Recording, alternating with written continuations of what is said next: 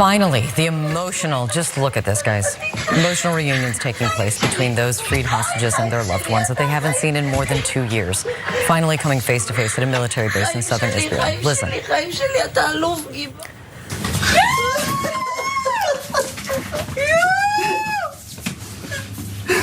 We also saw more than 1,700 Palestinians from Gaza who were detained over the course of the war, many of them without charge, being returned to the Gaza Strip.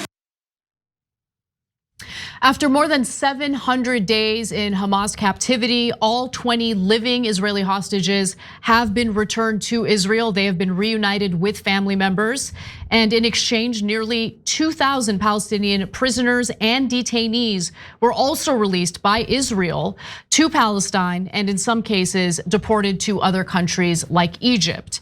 Now, let's first begin with the Israeli hostages. There were about 250 of them taken into Gaza on October 7th, following Hamas's attack on Israel.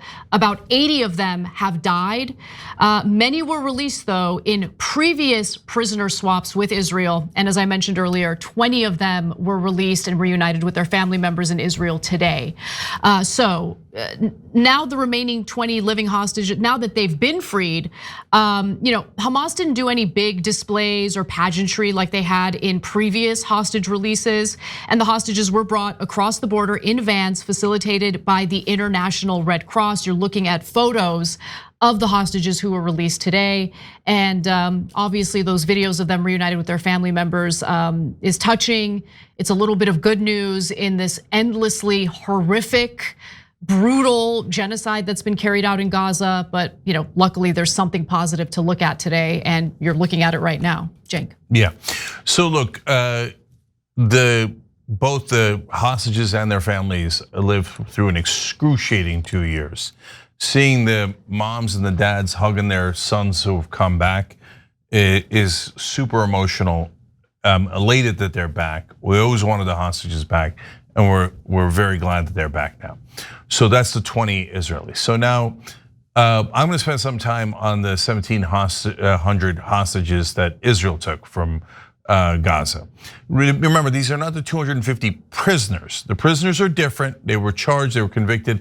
Yes, Israel runs kangaroo courts where the Palestinians are found guilty 99% of the time, and the IDF and the settlers that do violence are found innocent 99% of the time. By the way, those are literal numbers. So they've got courts in the occupied territory. Inside Israel, they do real courts. In the occupied territories, they do total junk, oppressor kangaroo courts with mock justice. But the 1,700 that were taken hostage by Israel have never had any charges, even in the kangaroo courts. Even the smallest little charge, and it's a 99% conviction rate. They didn't bother with that because they're just full out hostages. Now, you remember all their plight because American media couldn't stop talking about, American media didn't care about them at all. 1,700 Palestinian hostages to American media meant nothing, zero. All of them combined don't equal one human, not one hostage equivalent, right? Because the American media agrees with Israel. The Palestinians are subhuman. Their 58-year brutal, disgusting, humiliating occupation is irrelevant. And in fact, it's a good thing to be celebrated. Israel needs to be safe. Israel needs to be safe. And they have to oppress everyone around them to be safe. The 1,700 hostages are never taken into account. And the Palestinians' lives were murdered, 66,000 at least murdered, 10,000 under the rubble. None of it counts, but the 20 actual human being Israelis, those are the humans. The American press and the international press is going nuts. The 20 are back, 20 real human beings, which I agree with. The Palestinians, who cares about them? And by the way, Israel will now take more hostages because they can take more hostages anytime they want, never have to bring any charges, and the American media will bury it, and the American government will send them a check for it. So that's what happened today. So I want to just go back to the Israeli hostages for a minute, because as we mentioned, not all of the hostages survived. 20 of the living hostages were returned today.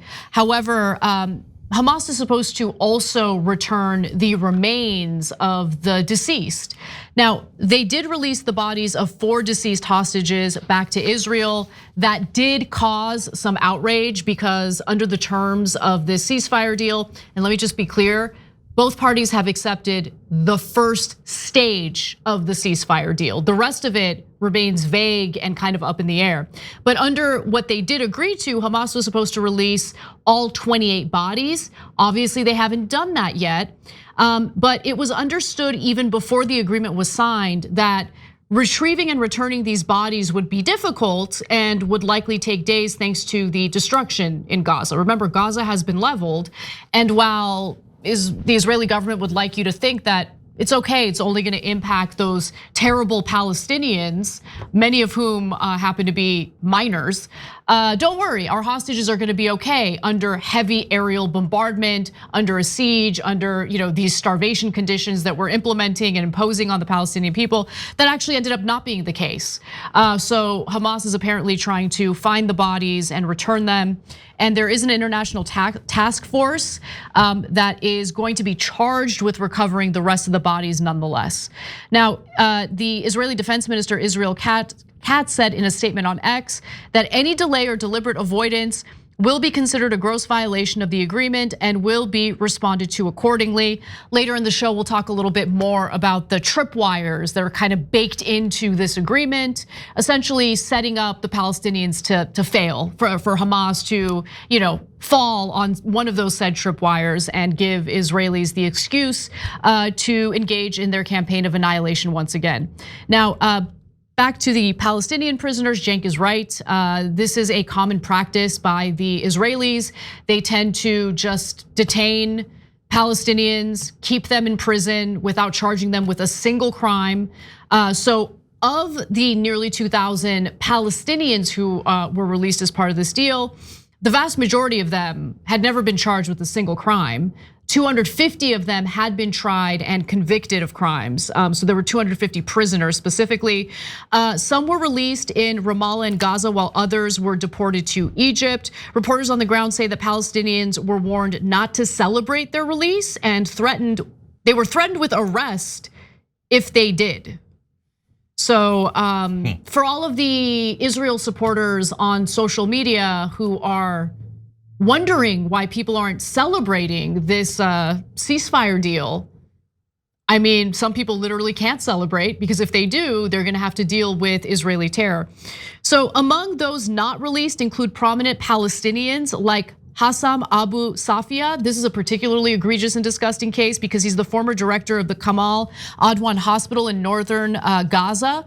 He refused to abandon his patients and he paid a heavy price for that. Israel detained him and they refused to release him. You also have Marwan Barghouti, a popular leader who was convicted by an Israeli military court of murder charges back in 2004. And again, the other 1,700 people released were Palestinians that had not been taken from Gaza, that had been taken from Gaza by Israeli troops and held without charge. Israeli forces detained thousands of Palestinians during the war in raids on shelters and hospitals, where all the dangerous people hang out, and at checkpoints, stopping families as they fled their homes amid military operations. More were held under laws passed in Israel at the start of the war that allowed Palestinians to be detained for months as unlawful combatants without judicial review or access to lawyers.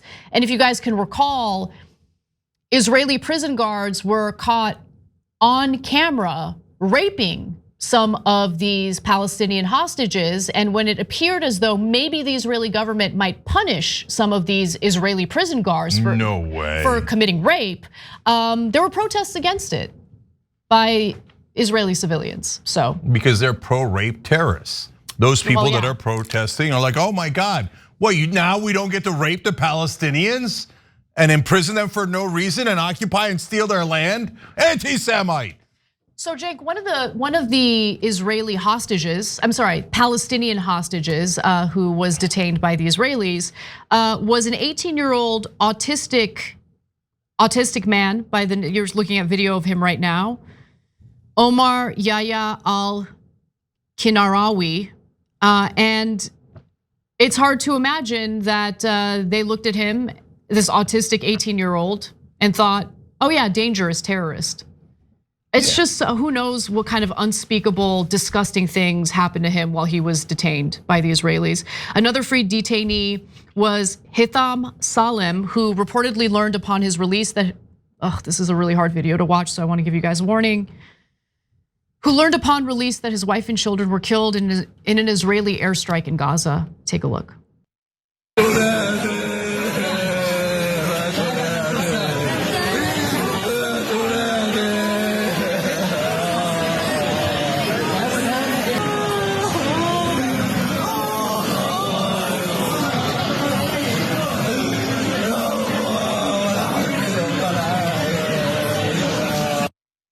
Those are among the videos and images that cannot be unseen. So regardless of how much how much these disgusting billionaire Israel defenders try to buy up our media and pump us with propaganda in favor of Israel, those images and those videos are seared in our minds. And on top of that, you have President Donald Trump, who's like so utterly brazen and open about his corruption and the fact that he does as he's told by his masters like Miriam Adelson. You think MAGA's gonna forget about that? I doubt it, Cenk. Yeah, we'll see. By the way, you'll see that on social media for the moment being until Larry Ellison buys all of social media on behalf of Israel. That's the plan. Right, but you're not gonna see it on mainstream media. Don't be crazy, right? So those are just Palestinians. The mainstream media thinks they're subhuman. Oh, Israel murdered your wife and kid? Well, you had it coming. It was your fault for being a Palestinian. What are you sitting there on Greater Israel, Israeli land that's Greater Israel for? That's Judea and Samaria. Get the hell out. Otherwise, Israel gets to murder all of you.